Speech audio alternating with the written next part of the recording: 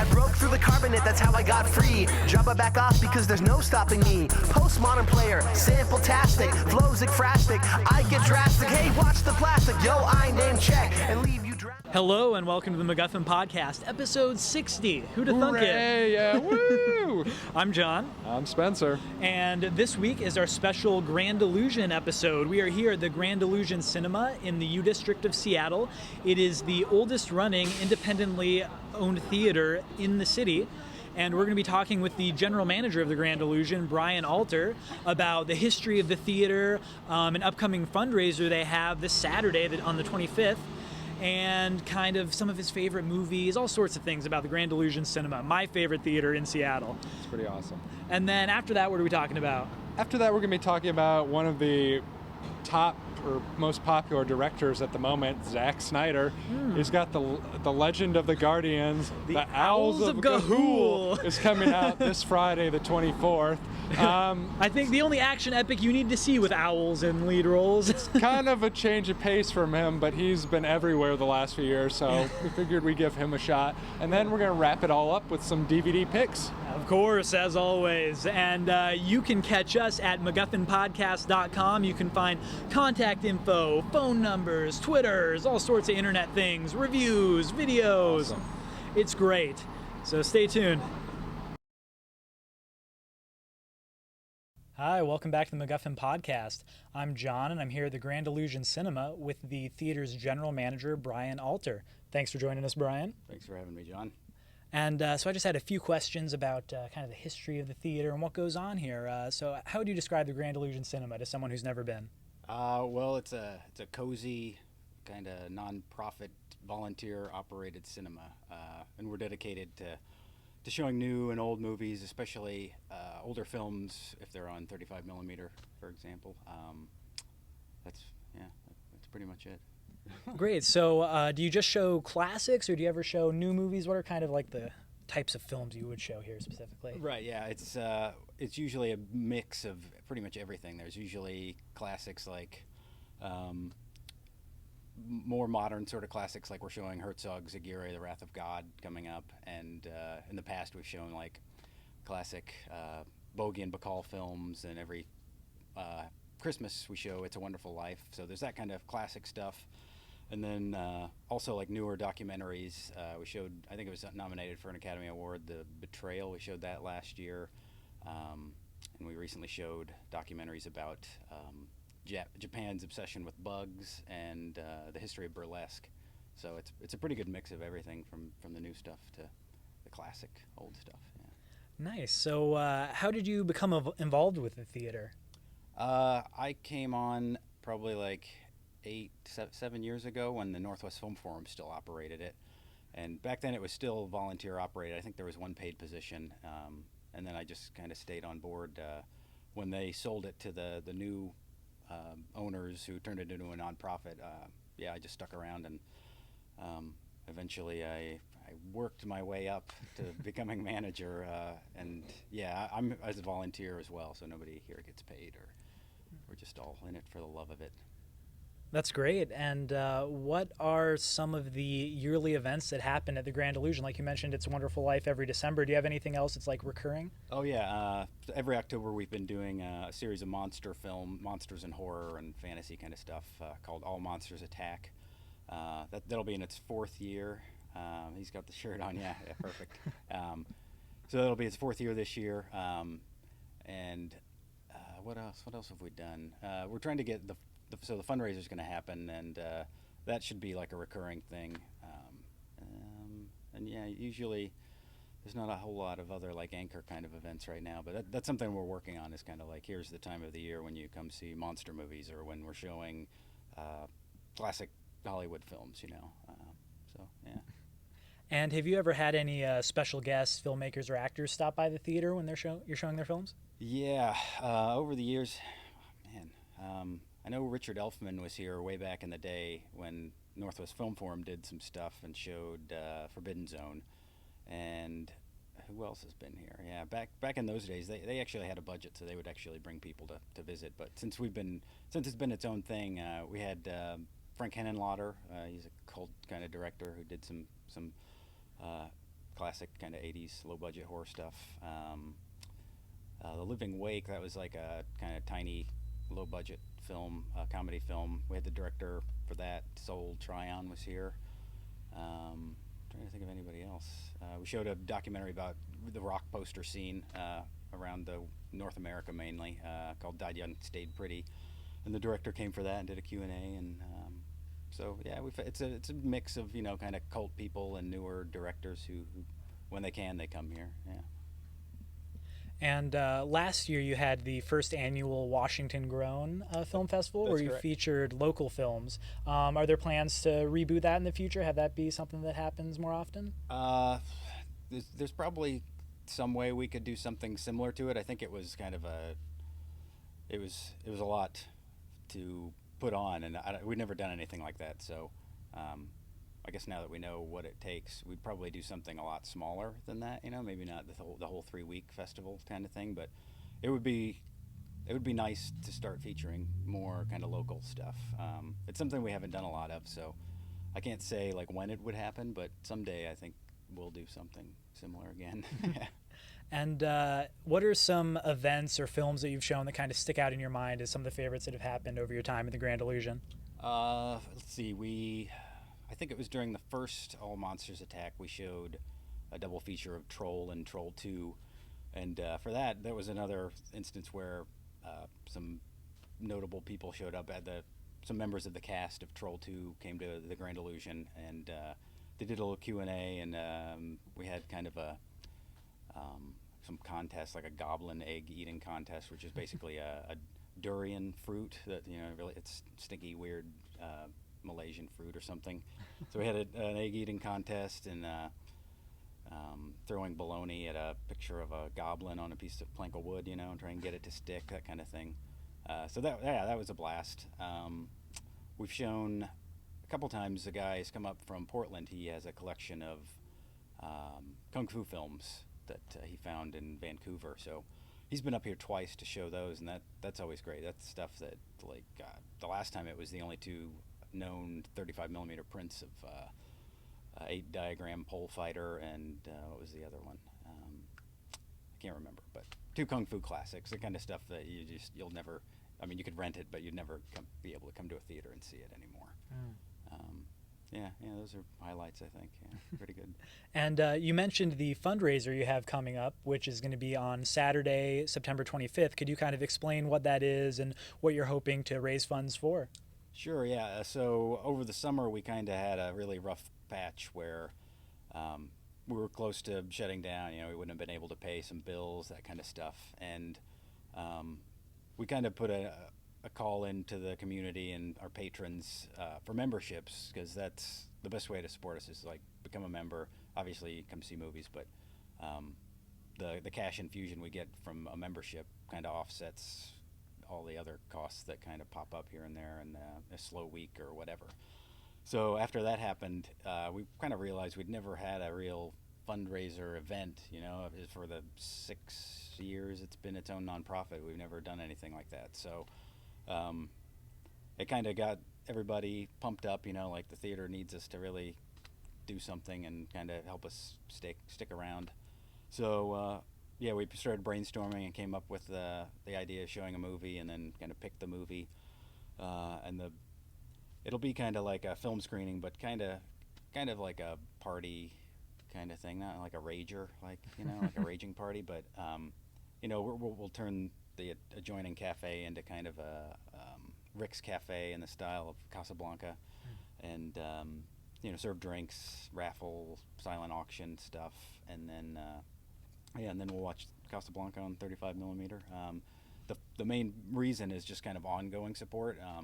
We managed to pull out of the summer slump that we had through donations for memberships, and we had a few good weeks of attendance. So, but yeah, the main funding will go to ongoing maintenance of projectors, that kind of stuff, I think. Great. And so where can people find information about the Grand Illusion online? We have our website, grandillusioncinema.org. There's a little banner at the top right now that links you to a page for the fundraiser. You can buy tickets for the fundraiser there. You can also become a member. You can see what we're playing, what's coming up.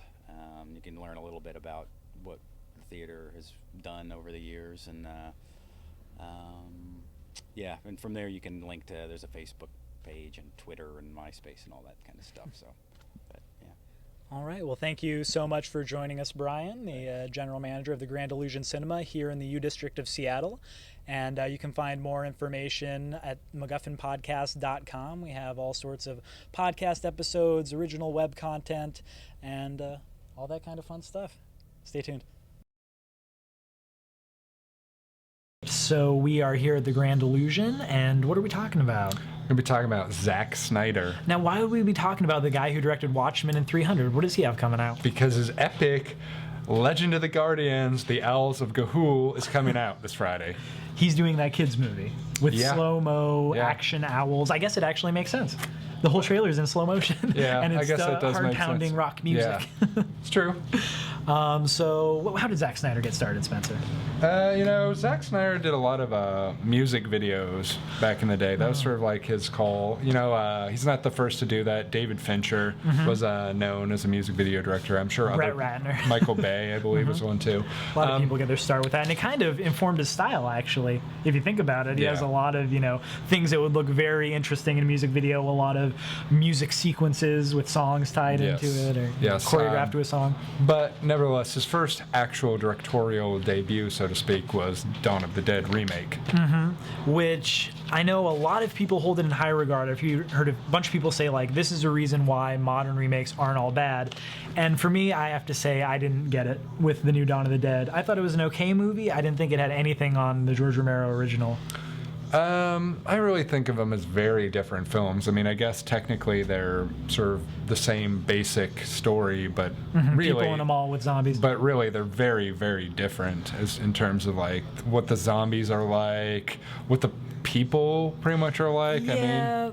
But I don't know. It's just one of those things where the style that they chose kind of, to me, shows the difference in the movies, where George Romero's original was really satirical, and it had this kind of like comic aspect of it, talking about, consumerism in modern society. Then in Zack Snyder's, the zombies are really fast and the characters are badass, and Yeah, I mean, it was really the first really commercial Sarah Polley film too. So that's true. It does have an interesting cast. So it got Ving Rhames, all sorts of mixtures of indie. And I mean, I didn't dislike it. I agree. It was okay. I mean, I really didn't get as invested in it as a lot of people did.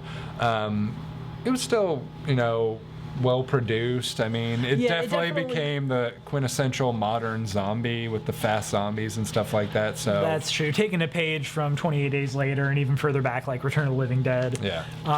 But yeah, definitely made that popular, the fast-running zombie. Yeah. And we should also point out it was written by James Gunn, who at that point, who had only done the Scooby-Doo movies, has since made Slither, which I think is one of the more fun modern horror movies. Yeah, he's blowing up.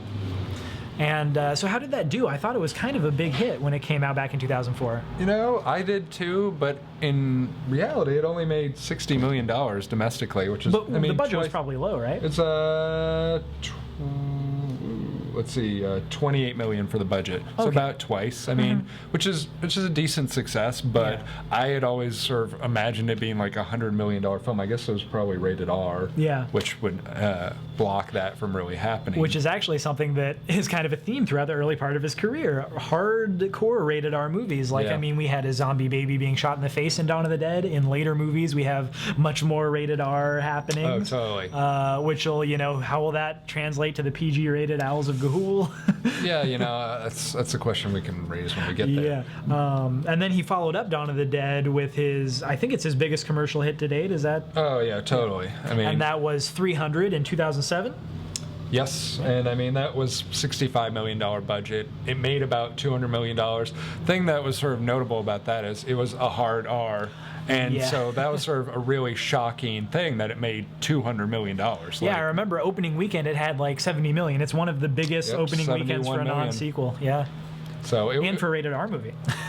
Yeah, and so it was shocking. I think that sort of solidified Zack Snyder as the It director. I mean, he's and definitely an action director. Yeah. I mean, at that point, he pretty much had his pick of projects. I mean, we'll get on to what he did after that.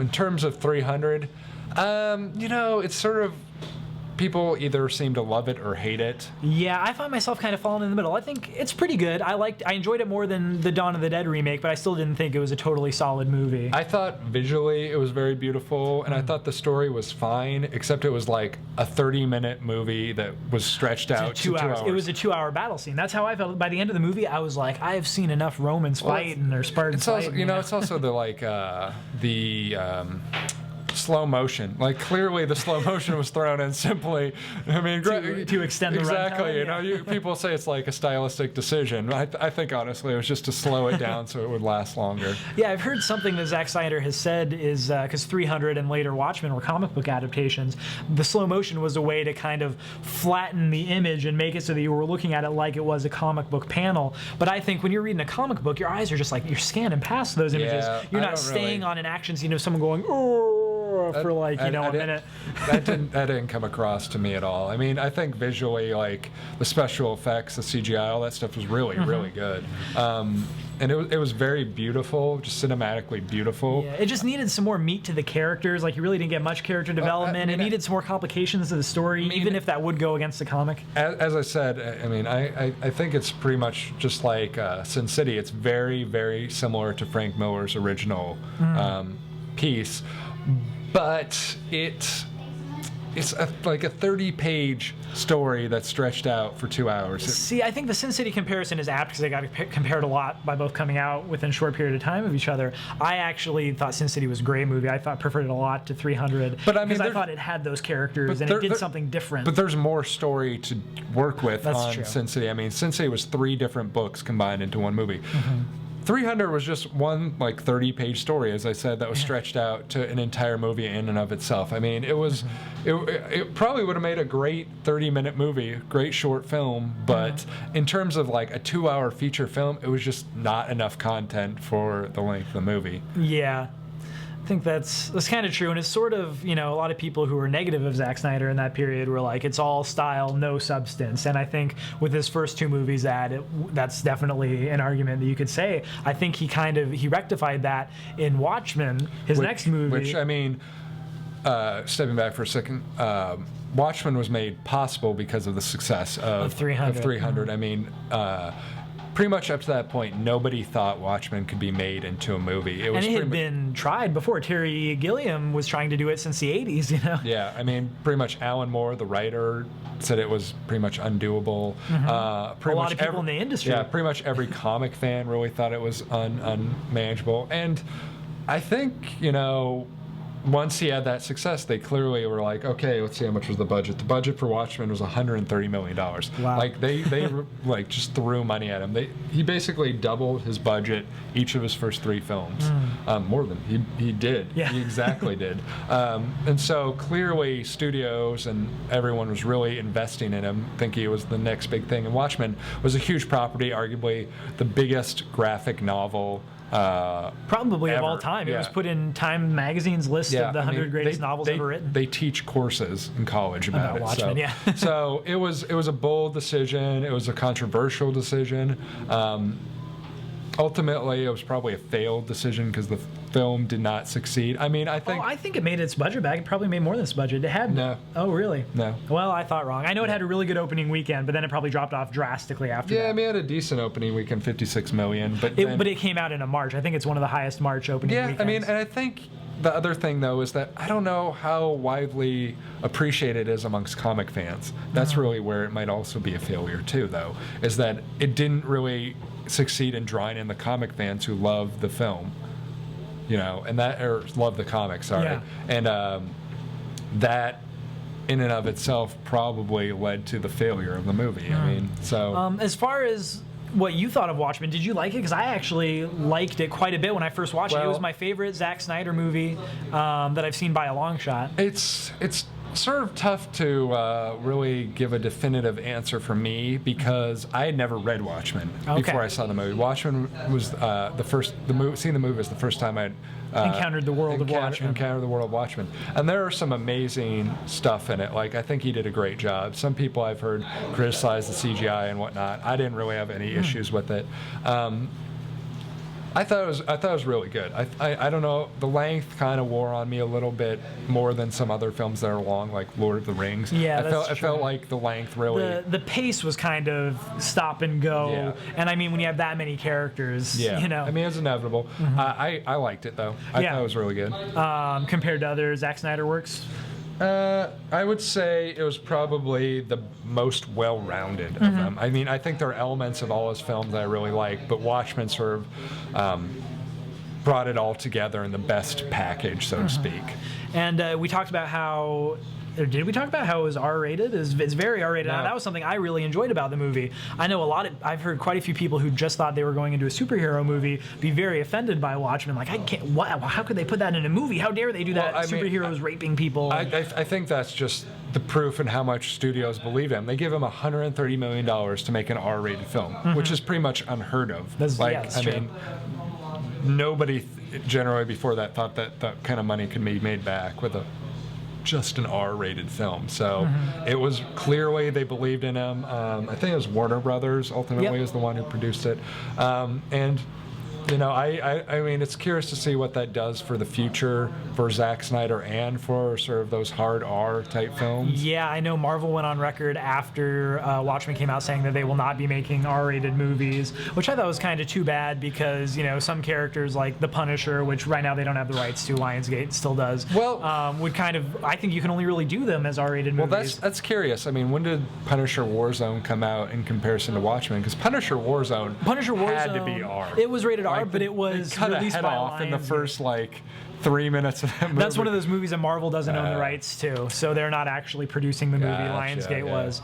But no, I liked Watchmen. I think it's not perfect. It has some pacing issues. I really liked a lot of the characters. Jackie Earle Haley as Rorschach, I my think God. is, like, you know, put him in my good graces. Embodied that character. I mean, that alone made me have confidence in him playing Freddy Krueger. I mean, And even though that movie later kind of disappointed me, I'm still on the Jackie Earle Haley train. Like, Totally. the man is just a great Amazing, actor. yeah. And someone who I thought was kind of underrated in that movie was Billy Crudup as Dr. Manhattan. I thought he did a great job. He had to be a man with no emotion, but he had to show what his character arc was. what's his name? Patrick Wilson? No.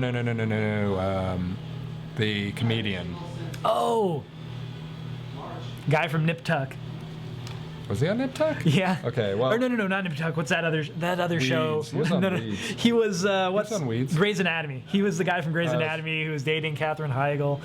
I have a friend who watched it. Anyway, I thought But he he was did a great, really and good he job, blew that's up true. huge since that movie. Since then he starred in The Losers. Well, Spencer looks up his name. We'll talk Yes. some more about Watchmen. One interesting thing about it is that you know, it stuck really faithfully to the comic, which is something that Zack Snyder had done in 300. He very much believes that the comics should be the storyboards for his movies.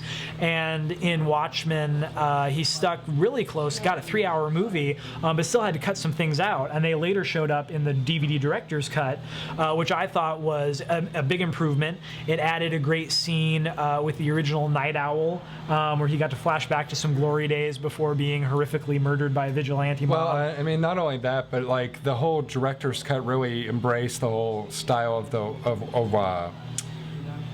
actual graphic novel, having the Tales of the Black Freighter, and then that came later. They released the director's cut, then they had the ultimate cut, which is where it incorporates. That was the first one to incorporate the Black Freighter footage with the already live-action it was director's a separate made film. They released that totally separately. Jeffrey Dean Morgan, that's it. That's who played the comedian. Yeah, but I mean, he totally blew up after that as well. So I mean, Zack Snyder got a lot of great performances out of people. Yeah. I mean, say what you will about him as a director, but does have some great.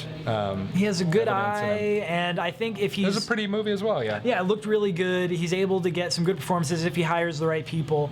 And I just think, you know, in the future, it's all about the source material he attaches himself to. So that's why, you know, Legend of the Guardians is so interesting. You're telling me about the series, which I had no idea about. Like, what's going on with this Guardian thing? I looked into it. I was shocked to learn that he made it when we were doing the fall preview. I couldn't believe that. I didn't actually. It's so, like, it's one of the biggest jumps since, the director of The Thing doing Starman. It's a big jump. Owls of Ga'Hoole has been apparently a series that has 15 books. Wow, I believe, it's bigger than Harry Potter in book size. I believe it's done, and it started in 2003, so it's been pretty prolifically It's like releasing. 2 books a year. It's 2 books a year, at least 2 books a Yeah. year. And I kind of looked into it when you were joking, or maybe you weren't joking, that it might have been stealing Harry Potter sort of owl. If it started in 2003, maybe it did. I thought about that, and I don't think that's the case.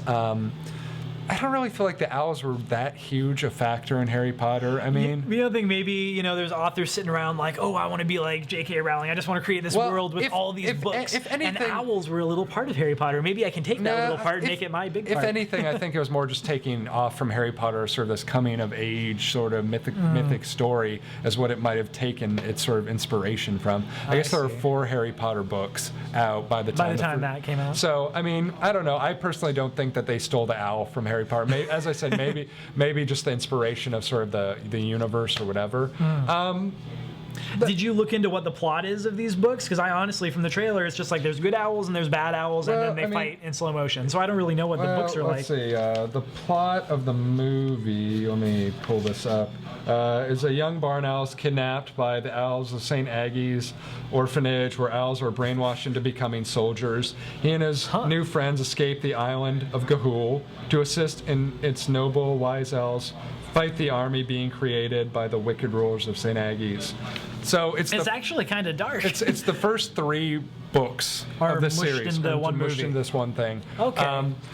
I think the trailer is a little too sort of like stylized, 300 style, as you said. Yeah, it doesn't really tell you anything about the plot. I honestly, I don't think the animation was necessarily bad. The CGI. I think the animation looked really good. That's what I got from the trailer. So I mean, I think it has the potential to be a surprise. I now that I'm reading into it and thinking back about Zack Snyder's involvement and stuff, it's definitely a big change from his past. But that isn't to say he can't be successful doing other genres. In fact, I'm kind of interested to see him break away from what he's done before. Yeah. But it just seems like, to me, it's just such a lame premise. It's like action owls. Like I'll probably, I mean, it's animals. Like, I mean, I don't know how much you can really invest yourself in like animal action being bad, because it's sort of like either you're willing to embrace sort of like, was it the sort of turning animals into humanish characters. What is that called? Anthropomorphism. Yeah. Sort of, if you're either willing to embrace that and just sort of go with the worlds they create. Like, I can go with the worlds they create when it's not trying to be like this badass rockin' action scene. Like, it was kind of, the trailer was kind of silly to me in that moment. It was just owls like slow motion owls. I totally agree with that, but I'm not entirely sure that's what the film itself is going to be. Okay. And you got to think back. It's the same group that brought Happy Feet out, and Happy Feet was massively successful. And it was also a good movie. I was definitely a fan of Happy Feet. I was looking at it today. I mean, that had a $100 million budget, which I think is pretty much the same as Legend of the Guardian. And it made $400 million worldwide. And won an Oscar. So, I mean, it's got a good group working with him, to sort of help him. It's sort of like, if Edgar Wright does an Ant-Man movie. He's sort of got that good group of people working with him, and he's a solid director himself.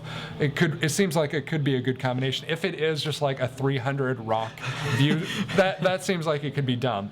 Yeah. But I don't necessarily think that. I think it's just some, overzealous trailer cutter that's sort of like, well, this is what Zack Snyder's previous films are. This is what his fans want, and throwing that out there. And so I think it's going to be like a coming of age kind of thing, is what I understand the story to be. This young owl sort of is captured and has to sort of find his way. And that sounds interesting. Like that plot description of their being kidnapped and brainwashed, that's pretty dark. Like, that interests me more than owl action slow motion. Well, not only that, but they wrote 15 books, and it's got to be at least moderately enjoyed for people to have keep 15 books. Yeah. So I mean, there have been plenty of fantasy series that stop after book one because people don't care. Exactly. So clearly the author is doing something right as well. That's true. Okay. It does. I am intrigued. I will say that, especially once you sort of spun me with the Zack Snyder information. It's sort of like, maybe I should look in this in a different light than just the trailer I've seen. So again, some trailers are good, some are bad. A-Team, for instance, did not portray the movie as good as it was. The Losers portrayed it much better than it actually was. So, I mean... Yeah, it's always iffy with those trailers. But one thing that's interesting is he has another movie coming out in very short order after Legend of the Guardians, and that is Sucker Punch, which is coming out in 2011. Which has gotten great buzz at Comic-Con. Yeah, I don't know. It's one of those things where from the trailer, once again, the Zack Snyder trailers might kind of misrepresent the movie, or it might just show how little there is there. Depends on once the movie comes out. What I get from the trailer of Sucker Punch is, badass chicks in skimpy outfits, and that's all I get. I don't know what's going on. I see like war scenes. I see fantasy dragon scenes. Well, I mean, it's a young girl institutionalized by her wicked stepfather, retreating to an alternative reality as a coping strategy. She envisions a plan which will help her escape from the facility. Sounds pretty dark too. Yeah, definitely sounds dark, but it's just every single actress in it is in short shorts. Well, and not only their that, but it's a very attractive cast. We'll say that. Yeah. But it's also the thing that stood out to me is they're pretty young. Like you got Emily Browning, Abby Cornish, Jenna Malone, Vanessa Hudgens, all very young actresses as your. Although core I'm group. actually very happy to see Jenna Malone in a movie. I've been a big fan of her ever since Donnie I think the Darko. cast is very good. You got Carla Gugino, John Hamm, Scott Glenn. You've got some great supporting characters there. That's so true. it sounds very interesting. But you know what I mean? Kind of like what I worry is that maybe all it is it's for nerdy guys like, oh, this is a place to go and get a boner, Maybe. I mean, but it definitely seems like he's going back to his comfort zone. And it will be a rated R kind of action movie. Yeah. Definitely. Yeah. So let us know what you think. Well, there's one other thing we got to sorry. mention. He's also got in the works Xerxes, the sequel to 300. So that I think that's maybe 2012 or something like that. Let's see, 2011 it says, but it's only in the treatment outline phase. So that was never going to happen. Well, I think it'll come to fruition with how successful. Well, not that fast. Yeah. So anyway, yes, that's Zack Snyder in a nutshell. Mm-hmm. And let us know what you think at MacGuffinPodcast.com. Are we off base on Zack Snyder, being too harsh, not being harsh enough? I think we're pretty nice to him, actually. And yeah, MacGuffinPodcast.com. Stay tuned for DVD picks of the week. Oh, yeah. It's that time again. DVD picks at the Grand Illusion. Yes. So we're talking the week of September 21st. For my DVD pick, I'm going to be talking about the breakout comedic hit TV show, Modern Family. Season 1 is coming out this week. Modern Family stars Ed O'Neill from Married with Children. You got Julie Bowen from Ed. You've got Sofia Vergara, who's heating up. Who's in a bunch of bikini photos. And, it's always good.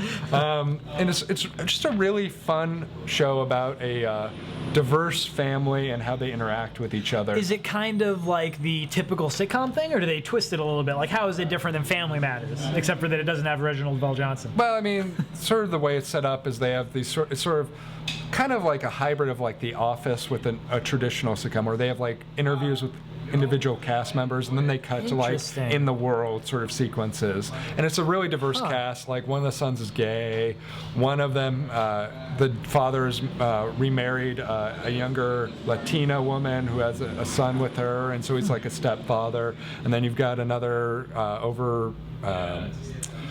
overprotective mother and her sons and stuff like that. So it's a really nice sort of fun show. It's got a bunch of deleted scenes, extra scenes, alternate scenes, gag reels, sort of making of featurette type stuff. So it's a fun show. I believe it won some Emmys. Wow, for a first season. For a first season, it was immensely popular. Definitely check it out. It's worth your time.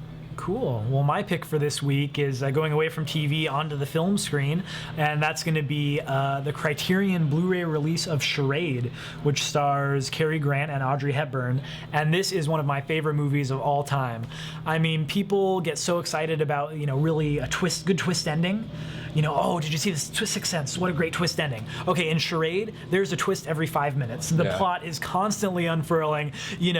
Oh, I trust this person, but wait, they're a bad guy. Oh, here's this person. Oh, wait, but he's dead, but he's not really who he said he is. And it's just got a great supporting cast. Walter Matthau shows up in an early role, not being the typical funny guy you later see in the Grumpy Old Men movies. And the bonus features are carried over from Criterion's previous DVD releases. And we've spoken about our love for Criterion DVDs, so they're going to deck it out with good stuff. And one of my favorite features is the commentary it has with the director Stanley Donen and the writer. And in this commentary, they're constantly going at each other. It is so funny. It's just, That's you know, cool. Stanley Donen remembers something like, oh, remember how we came up with this? And the writer's like, no, this is how it happened. And then, you know, the director will defend a decision he make, and the writer will be like, that was a bad decision. So if you just want to hear a couple of old Hollywood guys, you know, I just like that. duking it Yeah, out, that sounds you know, good. the Charade Blu-ray is where you're going to see that. So with that said, let's give some shout out to the Grand Illusion again. Yeah, we want to definitely thank them for letting us film here, and Brian Alter, the general manager, for speaking with us. And I just want to throw out some information about the GI, please so you do. can come here. As Brian mentioned, they are having a fundraiser on Saturday, September 25th. They're going to be showing Casablanca. They're going to have an open bar made up to look like Rick's Cafe, and a ticket is $25, and with that you get 2 drinks. Always nice. Good deal. It's going to be showing twice that evening at 6:30 and then at 9:30. There's also going to be a raffle, silent auction, win some stuff, come see a classic Yeah, movie. totally. Check it out if you're free. And then just in general about the Grand Illusion, every weeknight they show 2 showings of their movie for the week. And then on weekends they have a matinee showing and then their 2 evening showings. If you want to become a member, you can also support them that way. By becoming a regular member, it's just $30, and with that you get all of their calendars in the mail with their upcoming shows. Then you also get reduced admissions when you come to see movies here. You get invitations to member-only parties, and then there's also certain screenings and events. And then there's other things. You can become a patron for $100, and you get everything a member gets. Also discounted tickets for 2, Yeah. plus passes for 2 There's movies of your several choice. possible levels that you can do depending on how much you love supporting Exactly. Grand Illusion. And as we mentioned, independent theater, non-profit, volunteer, all the movie they great. make is used to get more classic and independent and great. foreign films. They got real popcorn. They got sugar Coke. Hey, you know, it's a great space. All this information and more is available on their website, which is GrandIllusionCinema.org. Yep. And all of the information about us here on the MacGuffin is at MacGuffinPodcast.com. We've got reviews. We've got exclusive web videos. we got all our contact information there, so you can like complain to us or Exactly. praise us. Just throwing Preferably that out the there. latter. Yeah. And yeah, we'll see you next time. Bye. T-1000 can't stop me. I'm on fire tonight. Magneto can't stop me. I'm on fire tonight. Even Zod can't stop me. I'm on fire tonight. It's tight. Don't even try to bite the cycle style. Mr. Spock can't stop me. I'm on fire tonight. The Wrath of Khan can't stop me. I'm on fire tonight. The Borg can't stop me. I'm on fire tonight. Because I've got space game and it feels alright.